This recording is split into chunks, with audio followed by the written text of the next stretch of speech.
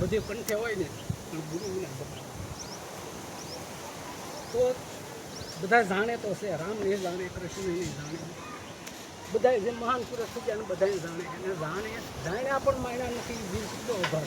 હા, એ વાત તમારે સાચી. ખાસો શબ્દો ઈ છે કે જાણ્યા પણ માયના નથી, માયનો નથી કે એના છે ને પગે લાગવા થવાનું એવું નથી. જે મંદિરમાં બેઠા ને એના હૃદયમાં બેહાડે છે. ધારણ કરવા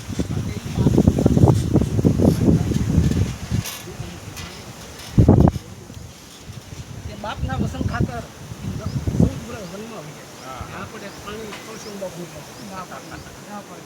12 જમણ પછી અહીંયા એક ધારા બે છે ધૂપ ધોવાના છે, પણ એ જીવતા કરવાની કે ભાઈ ભરતને રાજ સોંપ્યું રામને હોય એની શરણ પાછું ઉકાલ આવીને ગાજે મૂકી પ્રણ કુટુંબમાં થઈ ને રામની સંસાર ને આપણે અહીંયા હેઠાનો સાહડોળો છોય તો ભાગ્યન કવાડા પાછા ફાટ એટલે એ રામાયણ સાંભળી ન કે એના ગુણ ધારણ કરવું પડે. જાણ્યું પણ એક બોલાય કારણ કે એના અંતરમાં ખાણી વાણી માયાનો છે દોષ કોણ સતગુરુ જન્મ ગમે તો ઉપર એક શબ્દ એમાં લીધા જેવો છે એ હું પછી સમજ એટલે નહીં તમને નહીં કહેતો, આ તો અમારે લીધા જેવો. તું રહેવા દે મને એક મિનિટ કે બોલ લે. સમજણ વગરના ગરુ એમાં સમજણ વગરના ગરુ બહુ કરવા નહીં એમ સવા પાય તો શબ્દ સમજા જેવો છે. તો હજી સમય છે સેતીલા જીવડા. હા, સતગુરુ શરણમાં જઈને જાતું જાત તો જે તુને દોષ લાગ્યા નહીં બધાય જાય. દોષ જાય ભાગી તું સદાનું બની જા વૈરાગી. તો વૈરાગમાં સંયમની એટલી શક્તિ છે તમારી અખંડ ભક્તિ. તો ભક્તિમાં તો અપાર શક્તિ છે. તો આ સંસારમાં જે કરમ કર્યા ને હારા મોળા નરા સતગુરુની કૃપાથી જેવા થાય સુક્ત તો જન્મ મરણમાં નહીં થાય તો મુક્ત થઈ નહીં. એટલે આ સંસારમાં ચાર છે વાણી કોઈને નથી સમજાણી.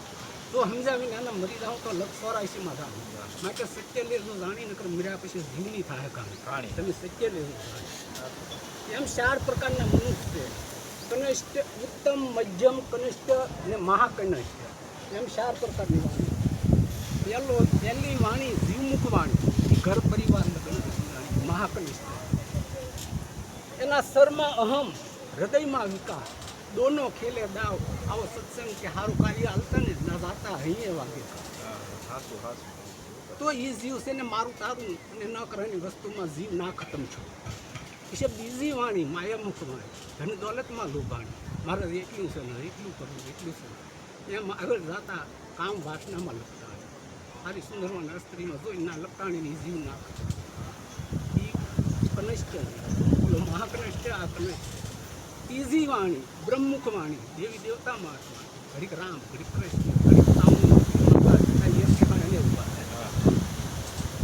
આગળ જઈ શ્રદ્ધાને આશામાં લક્ષાણા. આજ નથી કાલ કસન થાય અહીં વાટે ઓલા ભિખારી છે એ આપણી પાસે માગે ને આપણે મંદિરો આપણી એવા મૂર્ખા કોઈ.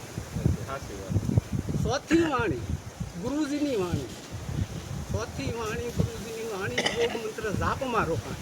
હું આ યોગ કરતો મને આ પ્રાપ્ત સિદ્ધિ થાય, આ યોગ કરતો આ પ્રાપ્ત થાય.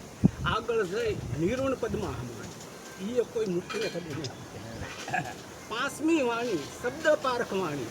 લાખોમાં કોઈ વિરલા હસરૂપ હોય એને સમજાણી. સતગુરુ શરણે જઈ સત્ય લીધું જાણી. અજર અમર કોણ છે અખંડ એ વાત પછી એને સમજાણી. પછી સુરતી અને શૂન્યમાં વૃત્તિ પામે વિરામ.